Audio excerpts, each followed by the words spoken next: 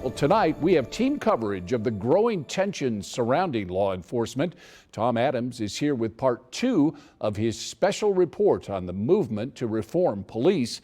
And we begin with Stephanie Rothman. Stephanie, you had a chance to talk to a couple of University of Oregon professors about the significance and the legality of what's going on in Portland. What did you find out? That's true. The scenes we're seeing in Portland right now are simply a first for many, and it certainly means quite a lot for those in Portland. Of course, they've now become the center of this national discussion over civil rights. A UO political science professor and a UO law professor, they both spoke with me, and they believe this is something they haven't seen before.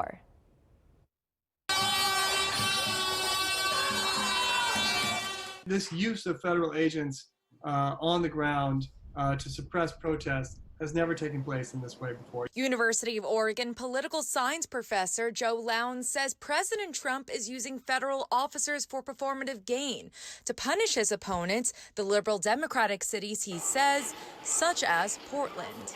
The idea of people in camouflaged uniforms with no insignia snatching people off the streets wasn't meant to be done in secret. It was meant to be done in public. This is all for public consumption. These protests are about, police violence, and that impact of that police violence on racial justice. And so what do we see in response? We see more police violence, like unprecedented police violence.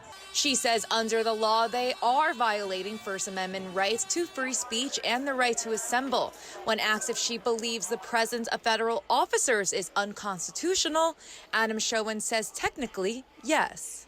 Federal officers can certainly do that.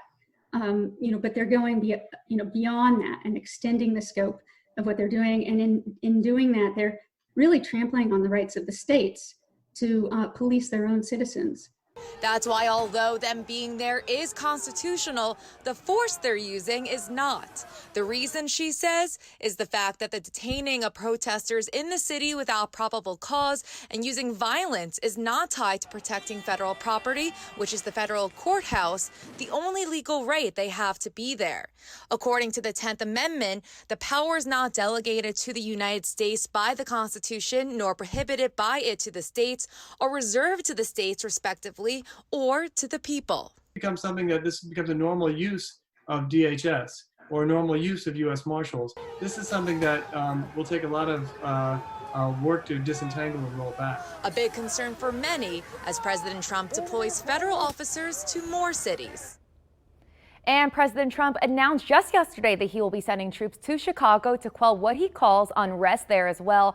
Now, of course, with all this in mind, remember, it's still a very complex issue, something that in fact will be debated about in the courts as the Oregon Attorney General has filed for emergency restraining orders against these officers. She says, quote, these actions, if not restrained, will further escalate. They are in fact escalating, and whether or not these actions are stopped by the courts, that's something we'll have to see in the coming weeks. David? All right, thank you, Stephanie.